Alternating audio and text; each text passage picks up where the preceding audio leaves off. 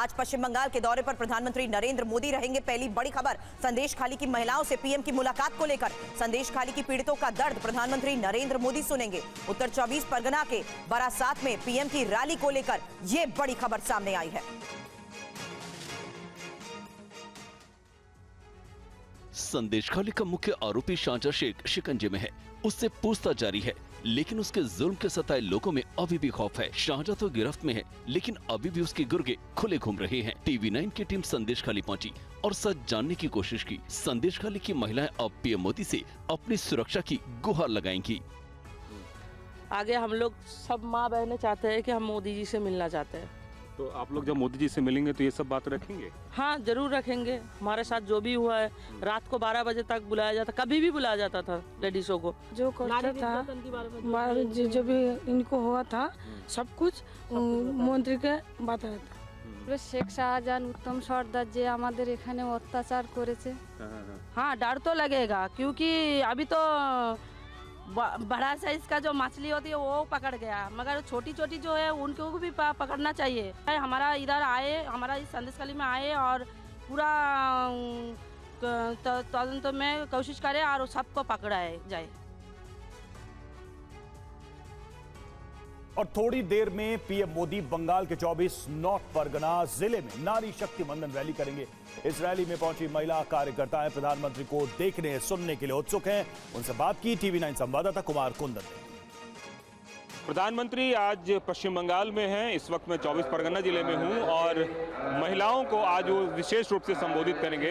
हमारे साथ कई सारी महिलाएं मौजूद हैं। एक बात बताएं, आज प्रधानमंत्री आप लोगों के बीच आने वाले हैं। पहले हम ये बोलेंगे, आप लोग हमारा ये झंडा देखकर आपको पता चल ही जाएगा हम लोग कितने उत्सुक है प्रधानमंत्री के आने से। आप आज प्रधानमंत्री आ रहे हैं, आज नारी दिवस है, आज 6 मार्च का, इसलिए प्रधानमंत्री जी हमको नारी शक्ति को उद्बुद्ध करने के लिए आ रहे हैं हमारे बीच। हम बहुत ज्यादा एक्साइटेड हैं। एक बात बताएं, प्रधानमंत्री आ रहे हैं, कितना ज्यादा एक्साइटमेंट है? किस तरह की बात करेंगे आप लोग सोचे हैं पीएम से?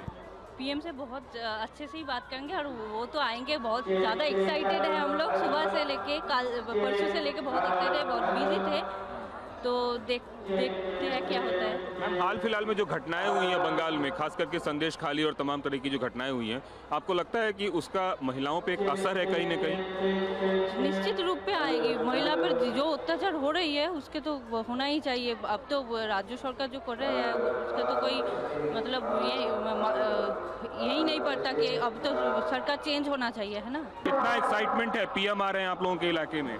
हाँ, बहुत एक्साइटमेंट है, क्योंकि वो तो हमारे लिए अभी भगवान है। भगवान जी के दर्शन होने जा रहे हैं, तो हम तो भाग्यशाली है बहुत। हमें तो बहुत मज़ा आ रहा है। क्या स्थिति है महिलाओं की? क्योंकि पीएम बार बार नारी शक्ति वंदन की बात करते हैं, और आपको लगता है कि जिस तरह से सुरक्षा और तमाम तरह की चीज़ें होनी चाहिए बंगाल में, आपको लगता है कि सुरक्षित हैं लोग? नहीं, वो तो नहीं है। वो तो आपको पता ही है संदेश खाली में जो चल रहा है। वैसे बहुत से सारे संदेश खाली है, क्योंकि वो अभी सामने नहीं आए हैं, उनको लाना है और नारी शक्ति को तो बढ़ाना ही है, क्योंकि नारियों पे जो अत्याचार हो रहा है उसको बंद करना है। और जो हमारे यहाँ पे हमारे मुख्यमंत्री हैं ममता जी, उनका तो पता ही है सब क्या हो रहा है, सब दुर्नीति करप्शन से पूरा भरा हुआ है। हाल में जो घटनाएं हुई हैं संदेश खाली वगैरह की, तो आप लोगों में क्या सेंस ऑफ इनसिक्योरिटी है? क्या कुछ असुरक्षा की महिला? असुरक्षा तो है ही। आप लोग जानते हैं, आपको माध्यम से हम गाँव के लोग जानते हैं, जो संदेश खाली सिर्फ संदेश खाली नहीं है, बांग्ला के हर गली में इसी तरह संदेश खाली है। हर महिला असुरक्षित है यहाँ पे। आप जितना दिखाते हैं आपको माध्यम से वो कम है, इसके भी बहुत ज़्यादा है असुरक्षा। कितना मैम उत्साह है आप लोगों में पीएम जब आएंगे तो?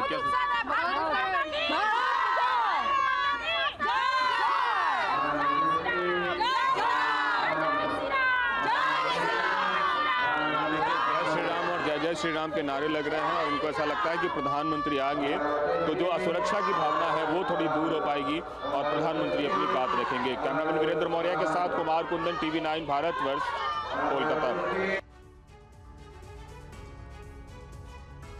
और संदेश खाली के मुख्य आरोपी को सीबीआई कस्टडी में लेने का मामला सुप्रीम कोर्ट पहुंच गया है। वहीं सीबीआई और ईडी ने शाहजहां शेख के खिलाफ बड़ी कार्रवाई की है। बंगाल में क्या हो रहा है, आइए देखते हैं रिपोर्ट। पश्चिम बंगाल के संदेशखाली में महिलाओं के साथ अत्याचार की गूंज पूरे देश में सुनाई दे रही है। संदेशखाली का मुख्य आरोपी शाहजहां शेख बंगाल पुलिस के शिकंजे में है। शाहजहां के खिलाफ सीबीआई और ईडी एक्शन में है। इसके साथ ही एजेंसी ने 14 प्रॉपर्टी भी पीएमएलए के तहत जब्त की है। ये सभी प्रॉपर्टी संदेशखाली, कोलकाता और सेरबेरे में मौजूद है। वहीं ईडी पर हमले के मामले में सीबीआई ने कलकत्ता हाईकोर्ट के आदेश के बाद शाहजहां शेख और कई अन्य आरोपियों के खिलाफ एफआईआर दर्ज की है। शाहजहां की सीबीआई कस्टडी को लेकर सियासत गर्माती जा रही है। एक तरफ ममता सरकार सीबीआई कस्टडी के कलकत्ता हाईकोर्ट के फैसले को सुप्रीम कोर्ट पहुंची है, वहीं बीजेपी ममता सरकार पर शाहजहां को बचाने का आरोप लगा रही है। सत्यमेव जयते इसलिए कहा जा रहा है क्योंकि ये तस्वीर आपको हमेशा याद रखनी होगी। ये तस्वीर दरअसल शाहजहां मानसिकता की है तृणमूल कांग्रेस में। ये तस्वीर दरअसल शाहजहां के सेकुलर संरक्षण की है टीएमसी में। आज प्रधानमंत्री मोदी कोलकाता को बड़ी सौगात देंगे। देश की पहली अंडर वाटर मेट्रो का उद्घाटन करेंगे। पश्चिम बंगाल के बाद पीएम बिहार दौरे पर भी जाएंगे। बिहार के बेतिया में 8700 करोड़ की परियोजनाओं का शिलान्यास और उद्घाटन करेंगे।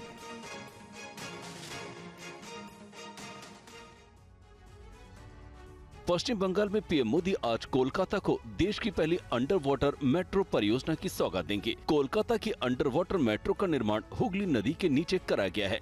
अंडर वाटर मेट्रो रेल नदी और हावड़ा को कोलकाता शहर को जोड़ेगी। पीएम अंडर वाटर मेट्रो के उद्घाटन के अलावा कवि सुभाष हेमंत मुखोपाध्याय मेट्रो खंड और तारातला माजेरहाट मेट्रो खंड का उद्घाटन करेंगे। कोलकाता से ही देश भर की कई प्रमुख मेट्रो और रैपिड ट्रांसिट परियोजनाओं का भी उद्घाटन भी वीडियो कॉन्फ्रेंसिंग के जरिए करेंगे, जिसमें महाराष्ट्र के पिंपरी चिंचवड़ मेट्रो निगड़ी के बीच पुणे मेट्रो रेल परियोजना के पहले चरण के विस्तार की आधारशिला रखेंगे। यूपी के आगरा में ताज ईस्ट गेट से मनकामेश्वर तक आगरा मेट्रो की 6 किलोमीटर लंबी रूट का उद्घाटन करेंगे और दिल्ली मेरठ आरआरटीएस कॉरिडोर का दोहाई मोदीनगर रेल मार्ग पर ट्रेनों को हरी झंडी भी दिखाएंगे। इसके बाद सुबह 11:30 बजे पीएम मोदी उत्तर 24 परगना के बारासात में एक रैली को संबोधित करेंगे। और पीएम मोदी आज कोलकाता में बने देश की पहली under water metro train service की शुरुआत करेंगे। अब सॉल्ट लेक सिटी से हावड़ा मैदान तक की यात्रा में लगने वाला समय घटकर 27 मिनट रह जाएगा। आइए देखते हैं टीवी9 संवाददाता कुमार कुंदन की ये रिपोर्ट। तकनीक के मामले में देश किस तरह तरक्की कर रहा है, इसकी मिसाल है कोलकाता का यह मेट्रो स्टेशन। यहाँ जिस जगह हम खड़े हैं ये वो मेट्रो स्टेशन है जहाँ से आगे चलकर टनल की शुरुआत होती है और यह टनल हुगली नदी के नीचे से होकर गुजरती है। आपको सोचकर भी हैरानी होगी कि किस तरीके से पानी के अंदर से मेट्रो टनल गुजर रही है और इससे घंटों का सफर मिनटों में तय हो पा रहा है।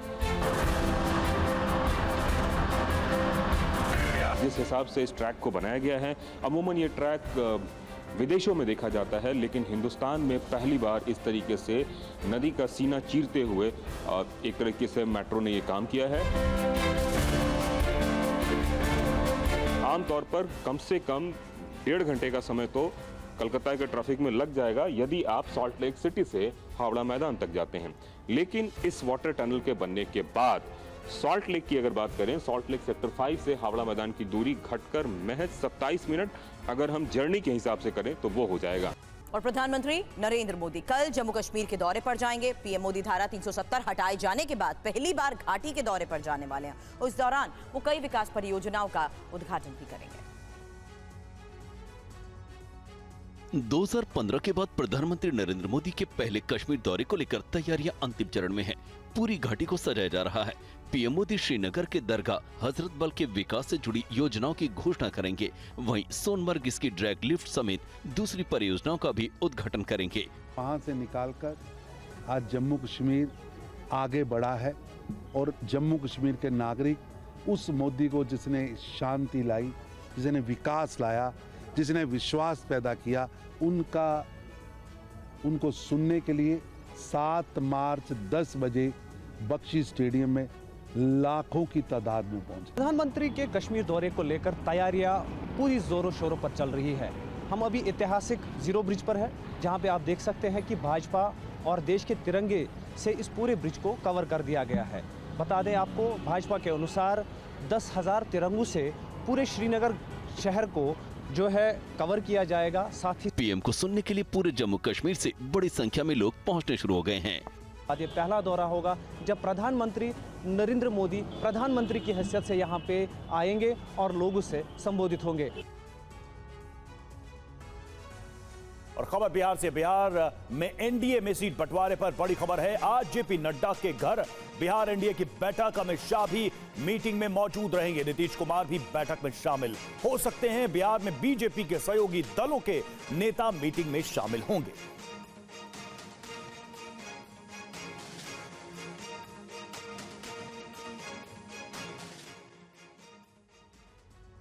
और महाराष्ट्र में एनडीए में सीटों के बंटवारे को लेकर केंद्रीय गृह मंत्री अमित शाह ने बीती रात बड़ी बैठक की। बैठक में CM Eknath Shinde, deputy CM Devendra Fadnavis और अजीत पवार मौजूद रहे। सीट बंटवारे पर आज भी बैठकों का दौर जारी रहेगा। महाराष्ट्र में एनडीए में बीजेपी के साथ शामिल एकनाथ शिंदे की शिवसेना अजीत पवार के एनसीपी के बीच कई सीटों को लेकर पेच फंसा है। आइए ये समझते हैं कि महाराष्ट्र में किन सीटों को लेकर क्या समीकरण है और किसका किस सीट पर दावा है। दक्षिण मुंबई की सीट शिवसेना कोटे की है, इस पर बीजेपी लड़ना चाहती है। उत्तर पश्चिम मुंबई सीट शिवसेना की है, लेकिन यहाँ से भी बीजेपी लड़ना चाहती है। रत्नागिरी सिंधुदुर्ग लोकसभा सीट भी शिवसेना की है, लेकिन यहाँ से भी बीजेपी अपना उम्मीदवार उतारना चाहती है। शिरूर सीट अभी एनसीपी शरद पवार गुट के पास है, लेकिन यहाँ अजीत पवार और एकनाथ शिंदे अपना अपना दावा जता रहे हैं। इसी तरह मावल शिवसेना कोटे की सीट है, अजीत पवार लड़ना चाहते हैं। गढ़चिरौली बीजेपी की सीट है, लेकिन यहाँ से एनसीपी का दावा है। इसी तरह शिवसेना की सीट नासिक, पालघर, ठाणे, संभाजीनगर, धाराशिव, परभड़ी, अमरावती और माणा से बीजेपी अपना दावा ठोक रही है, जबकि एनसीपी शरद पवार गुट की सीट सतारा से अजीत पवार के साथ बीजेपी भी अपना उम्मीदवार उतारना चाहती है। यहाँ से अशोक चौहान के रिश्तेदार डॉक्टर मीनल खत गावंकर को मौका मिल सकता है। कल डॉक्टर मीनल ने अमित शाह से मुलाकात की। और महाराष्ट्र के दौरे में केंद्रीय गृह मंत्री अमित शाह ने इंडिया गठबंधन को लेकर जोरदार हमला बोला।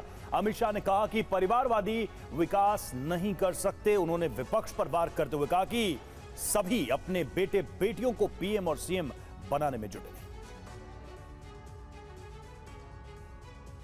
महाराष्ट्र दौरे पर पहुंचे अमित शाह ने कल संभाजीनगर में एक सभा को संबोधित करते हुए इंडिया गठबंधन में परिवारवाद को लेकर बड़ा हमला किया।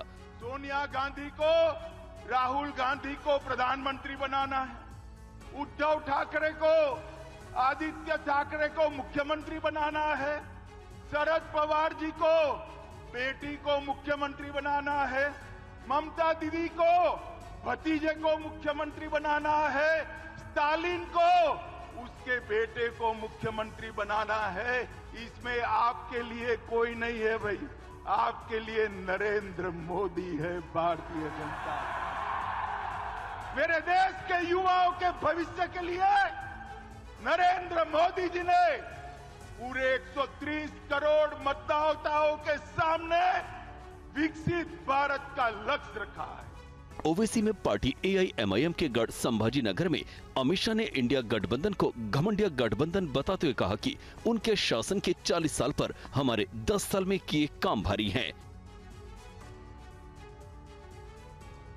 और महाराष्ट्र में महाविकास अघाड़ी में कई बैठकों के बाद सीटों पर समझौता नहीं हो पा रहा। वंचित बहुजन अघाड़ी की शर्त ने सीट बंटवारे के मसले को और उलझा दिया है। इस बीच आज एमबीए मुंबई में युवा महाराष्ट्र अभिमान रैली भी कर रहा है।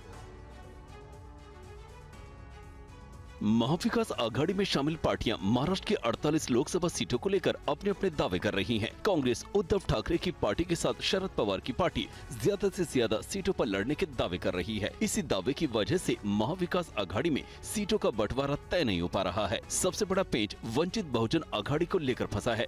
वंचित बहुजन आघाड़ी के प्रकाश आंबेडकर ने एमवीए के सामने ये शर्त रखी कि चुनाव के बाद एमवीए की पार्टियां या उनके सांसद बीजेपी या आरएसएस के साथ नहीं जाएंगे। प्रकाश आंबेडकर ने एमवीए के नेताओं से ये लिखित में मांगा है। इसको लेकर महाराष्ट्र कांग्रेस के अध्यक्ष नाना पटोले ने आंबेडकर को आंखें दिखाई हैं। इस तरह से लड़ाई में एक में के ऊपर अविश्वास पैदा करना ये गलत बात है और मुझे लगता है कि कल की मीटिंग में बहुत सारा क्लियरेंस होगा। आज वंचित बहुजन अघाड़ी के साथ एमवी नेताओं की बैठक है। नाना पटोले ने कहा है कि अगर अकोला में वंचित अघाड़ी ने आखिरी समय में कोई गड़बड़ी की तो हमारा बैकअप प्लान भी तैयार है। ऐसी चर्चा है कि उद्धव की पार्टी 23 सीटें मांग रही है, लेकिन कांग्रेस का कहना है कि कोई फैसला मेरिट पर होगा। और लोकसभा चुनाव के लिए कांग्रेस के घोषणा पत्र के जल्द जारी होने की संभावनाओं के बीच न्याय यात्रा लेकर निकले राहुल गांधी आज मध्य प्रदेश में 10 बड़े ऐलान करने वाले हैं। राहुल ने बड़े ऐलान को लेकर क्या संकेत दिए हैं, इस रिपोर्ट में देखते हैं। राहुल गांधी की भारत जोड़ो न्याय यात्रा इस वक्त मध्य प्रदेश से गुजर रही है। राहुल इस न्याय यात्रा के दौरान युवाओं, बेरोजगारी और जाति आधारित आरक्षण यानी जिसकी जितनी आबादी उसकी उतनी भागीदारी का मुद्दा जोर शोर से उठा रहे हैं। आज राहुल युवाओं को लेकर जिन 10 बड़े मुद्दों को लेकर ऐलान करने वाले हैं, उसमें ये मुद्दे प्रमुखता से शामिल हो सकते हैं। राहुल गांधी ने आज के ऐलान को लेकर सोशल मीडिया पर मंगलवार को जो कुछ भी लिखा, उसमें भी ऐसे संकेत हैं। राहुल ने लिखा है कि अब डिग्री को सम्मान मिलेगा, समस्याओं को समाधान मिलेगा और सभी को काम मिलेगा। कांग्रेस आपके हाथों में देगी भविष्य की कमान, होगा बड़ा ऐलान। हमारी पॉलिसी बिल्कुल साफ है। सामाजिक अन्याय के खिलाफ क्रांतिकारी कदम, जाति जनगणना। राहुल के आज के ऐलान में कांग्रेस के घोषणा पत्र की झलक होगी। इधर दिल्ली में पार्टी के घोषणा पत्र का ड्राफ्ट तैयार हो चुका है। घोषणा पत्र में क्या क्या होगा, TV9 भारतवर्ष पहले ही बता चुका है। आज घोषणा पत्र के ड्राफ्ट को पार्टी अध्यक्ष मल्लिकार्जुन खड़गे को सौंपा जाएगा। और असम के सीएम हेमंत बिस्व शर्मा ने कहा कि न्याय यात्रा के दौरान असम में हुई हिंसा को लेकर गुवाहाटी पुलिस राहुल गांधी को समन भेजेगी। ये रिपोर्ट देखिए।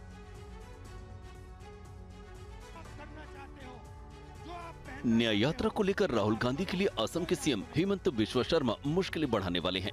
ये तस्वीरें इसी साल जनवरी की हैं, जब राहुल की न्याय यात्रा असम में चल रही थी। कांग्रेस पर तीखा वार करने वाले असम के सीएम हेमंत बिस्व शर्मा ने एक बार फिर राहुल गांधी को लेकर सख्त एक्शन लेने की बात कही है।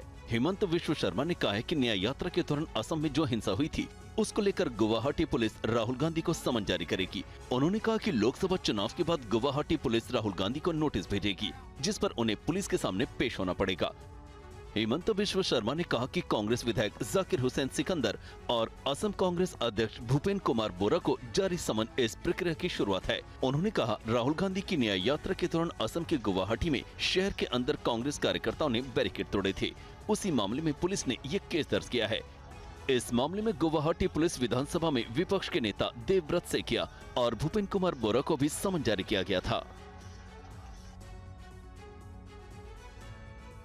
और कांग्रेस में लोकसभा चुनाव को लेकर उम्मीदवारों की पहली लिस्ट को फाइनल करने के लिए बैठकों का दौर जारी है। कल दिल्ली में राजस्थान में उम्मीदवारों के नाम को लेकर लंबी बैठक हुई। हालांकि सचिन पायलट खुद के चुनाव लड़ने पर कुछ साफ नहीं कह रहे हैं। राजस्थान में लोकसभा चुनाव के लिए उम्मीदवारों के नामों पर चर्चा के लिए कांग्रेस स्क्रीनिंग कमेटी की बैठक में दिल्ली में सांसद अखिलेश प्रसाद सिंह के घर पर हुई। बैठक के बाद राजस्थान कांग्रेस के अध्यक्ष गोविंद सिंह डोटासरा ने कहा कि इस बार पार्टी बेहतरीन प्रदर्शन करेगी। अब भारतीय जनता पार्टी में वो बात नहीं रही जिसके लिए इन्होंने वहां पर 25-0 कर दिया या सत्ता में आ गए। अब उनको सत्ता में वो आ नहीं सकते हैं क्योंकि उनसे मोह भंग हो गया है। बैठक में शामिल हुए सचिन पायलट ने कहा कि 7 मार्च को केंद्रीय चुनाव समिति की बैठक होगी, जिसमें काफी संख्या में उम्मीदवारों के नामों का ऐलान होगा। और लगातार हम लोग अपने स्टेट्स के नेम को फाइनलाइज कर रहे हैं और 7 तारीख को सीसी की मीटिंग होगी। तो उम्मीद करते हैं कि काफ़ी संख्या में हम लोग नाम डिक्लेयर करेंगे, क्योंकि चुनाव बहुत दूर नहीं है। राजस्थान के संदर्भ में भी आज मीटिंग हुई है, अच्छी मीटिंग हुई है और बड़ा अच्छा माहौल मैं समझता हूँ प्रदेश में बन रहा है हमारे पक्ष में। राहुल गांधी की न्याय यात्रा आज मध्य प्रदेश से राजस्थान पहुंचेगी। कल मध्य प्रदेश के शाजापुर में राहुल की यात्रा के दौरान क्या हुआ, इस रिपोर्ट में देखिए। राहुल गांधी की न्याय यात्रा इस वक्त मध्य प्रदेश में है। राहुल की यात्रा मध्य प्रदेश के बाद राजस्थान में प्रवेश करेगी। बताया जा रहा है कि आज न्याय यात्रा राजस्थान के बांसवाड़ा में पहुंचेगी। राहुल ने मध्य प्रदेश के कई जिलों में यात्रा कर जनता के बीच अपनी बात रखने की कोशिश की। इससे पहले राहुल कल उज्जैन के महाकाल के दरबार पहुंचे। राहुल ने यहां विधिवत बाबा महाकाल की पूजा की, मत्था टेका, फिर उज्जैन में 3 किलोमीटर लंबा रोड शो किया। राहुल की यात्रा के दौरान कमलनाथ भी मौजूद रहे। शाहजहांपुर से राहुल गांधी जब गुजर रहे थे, उस दौरान बीजेपी कार्यकर्ता मोदी मोदी और जय श्री राम के नारे लगाने लगे। इसे देखकर राहुल गांधी ने अपनी गाड़ी को रुकवाया और बीजेपी कार्यकर्ताओं के पास पहुंच गए। बीजेपी कार्यकर्ताओं को फ्लाइंग किस करते हुए आगे बढ़ गए। राहुल ने उसके बाद पीएम मोदी पर निशाना साधा। मोदी जी चाहते हैं, मोदी जी चाहते हैं, मोदी जी चाहते हैं कि आप मोदी जी चाहते हैं कि आप दिन भर मोबाइल पे रहो, जय श्री राम बोलो और भूखे मर जाओ। ऐसा पहली बार नहीं है जब बीजेपी कार्यकर्ताओं ने राहुल के सामने मोदी मोदी के नारे लगाए हों।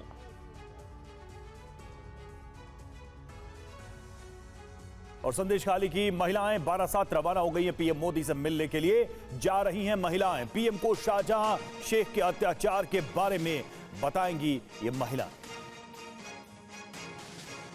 तो पीएम मोदी से मुलाकात के लिए महिलाएं जा रही है। आप देखिए, संदेश खाली से रवाना हुई ये महिलाएं, नाव में सवार होकर ये महिलाएं निकल चुकी हैं। प्रधानमंत्री नरेंद्र मोदी से मुलाकात करने वाली हैं ये महिलाएं और शाहजहां शेख के अत्याचारों के बारे में प्रधानमंत्री नरेंद्र मोदी से अपनी बात कहेंगे।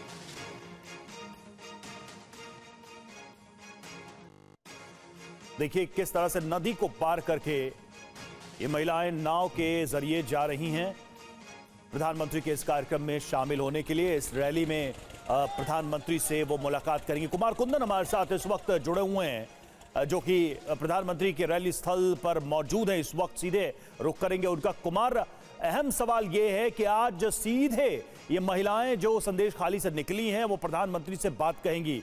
अब बीच में कोई कुछ नहीं है, सीधी बात होगी, अपना दुख दर्द अपनी शिकायतें प्रधानमंत्री से कहने वाली हैं।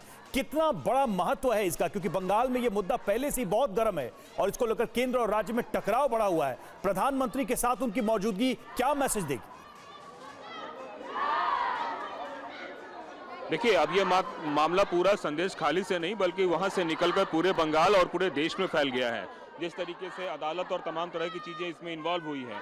और आज की जो रैली है, एक बार मैं तस्वीरों में दिखाना चाहूँगा, नारी शक्ति वंदन के नाम से इस रैली को दिया गया है। और जितनी भी महिलाएं आपको नज़र आ रही होंगी, ये सभी जय श्री राम और तमाम नारे लगा रहे हैं। और इन सबको ऐसा लगता है कि जो एट्रोसिटी है और जिस तरह की बातें हैं वो यहाँ पे बंगाल में काफ़ी हुई है, जिसकी वजह से इस तरीके से इन लोगों को रैली करना पड़ रहा है।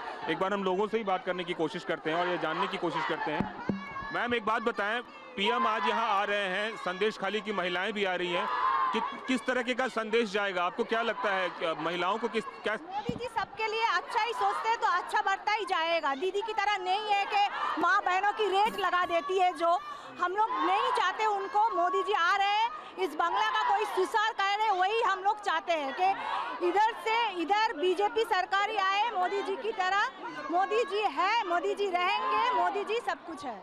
मैम, एक बात बताएं, कितना ज्यादा इनसिक्योर है? आज संदेश खाली की महिलाएं भी इधर आ रही हैं। इनसिक्योर है, वहाँ पर जो गलतियाँ चली है टीएमसी सरकार की तरफ से, उसी को हम लोगों को रेक्टिफाई करना है। इसीलिए नारी शक्ति लोग संदेश खाली की महिला के तरफ से यहाँ पर है, उन लोगों के सपोर्ट में है। इसलिए हम लोग बीजेपी सरकार को चाहते हैं कि दूसरा कोई संदेश खाली ना हो। आपको लगता है प्रधानमंत्री को आप अपनी बात कहेंगे तो प्रधानमंत्री सुनेंगे आप लोगों की बात? तो 100% सुनेंगे, हमको पूरा विश्वास है, पूरा सुनेंगे। संदेश खाली में जो हो रहा है, घर घर में लड़के, अभी जो घर में था अभी सब एक्टिव हो गया, सब लड़की। अब संदेश खाली में लास्ट टाइम देखा जो लड़की लोग कैसे घर से निकल गया, झाटा झाड़ू फाड़ू लेके। तो आज देखिए कितना सब लड़की आया, फंक्शन फैल के, छोटा बच्चा फैल के आज सुबह सुबह मौजूद है, लेकिन मोदी जी को देखने के लिए, उसका बात सुनने के लिए।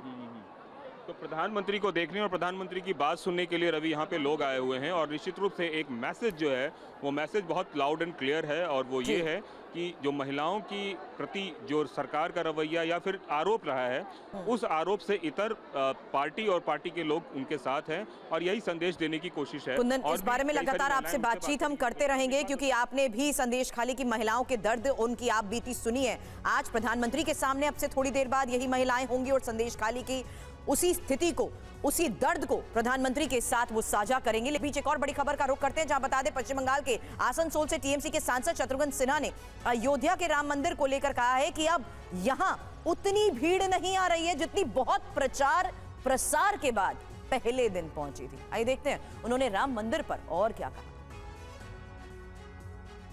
पहले निर्माण में देखा होगा किसान नहीं थे, गरीब नहीं थे, आम इंसान नहीं थे, बड़े बड़े धन्ना सेठ लोग थे, इनको बुलाया गया था, बड़े बड़े कॉर्पोरेट हाउसेस को बुलाया गया था, बड़े बड़े कलाकार लोगों को बुलाया गया था, स्टार लोगों को बुलाया गया था, आम आदमी को नहीं बुलाया गया। इतना प्रचार के बावजूद पहले दिन 5 लाख लोग पहुंचे वहां पे प्रचार के बाद। दूसरे तीसरे दिन 3 लाख संख्या बहुत कम हो गई।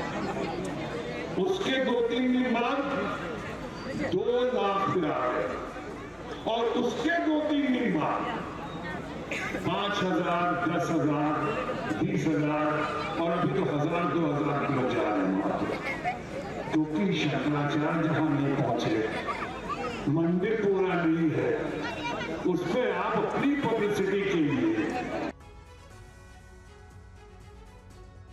अपने भड़काऊ और विवादित बयानों के लिए जाने जाने वाले उत्तर प्रदेश के बरेली के मौलाना तौकीर रजा को कोर्ट ने 2010 के दंगा केस का मास्टरमाइंड और मुख्य आरोपी मानते हुए पेश होने के लिए समन जारी किया है। बरेली की अदालत ने मौलाना तौकीर रजा को 11 मार्च को पेश होने के लिए समन जारी किया है। बरेली के अपर सत्र न्यायाधीश प्रथम रवि कुमार दिवाकर ने तौकीर रजा को दंगे का मास्टरमाइंड बताते हुए पुलिस और प्रशासनिक अधिकारियों पर भी तल्ख टिप्पणी की। कोर्ट ने पुलिस प्रशासन के अधिकारियों पर सत्ता के इशारे पर तौकीर के खिलाफ कार्रवाई करने की बजाय उसे सहयोग करने जैसे सख्त टिप्पणी की। तौकीर रजा को दोषी ठहराए जाने वाले आदेश की कॉपी मुख्यमंत्री योगी आदित्यनाथ को भी भेजी गई है। मार्च 2010 में मौलाना तौकीर रजा ने जुलूस-ए-मोहम्मदी के दौरान भड़काऊ भाषण दिया था, जिसके बाद दंगा भड़क गया था। इस दौरान दंगाइयों ने सैकड़ों पुलिस चौकी, पेट्रोल पंप, सब्जी मंडी को आग के हवाले कर दिया था। इस दंगे की वजह से 27 दिनों तक बरेली में कर्फ्यू लगाया गया था। दंगे के दौरान कई घरों में आग लगा दी गई थी। कोर्ट ने इस मामले का स्वतः संज्ञान लेते हुए तौकीर रजा को मास्टरमाइंड करार दिया है। इस केस में 178 लोगों को नामजद अभियुक्त बनाया गया था। इस मामले की सुनवाई में पुलिस कर्मियों के भी बयान दर्ज किए गए थे। आरोप है कि तत्कालीन बीएसपी की सरकार में अधिकारियों की लापरवाही की वजह से तौकीर रजा को छोड़ना पड़ा था। और बड़ी खबर मुंबई वालों के लिए बड़ी राहत है। महानगर गैस ने सीएनजी के दाम घटा दिए हैं। आज से ₹2.50 प्रति किलो सस्ती हुई सीएनजी। सीएनजी की कीमत अब घटकर ₹73.50 प्रति किलो हो गई है।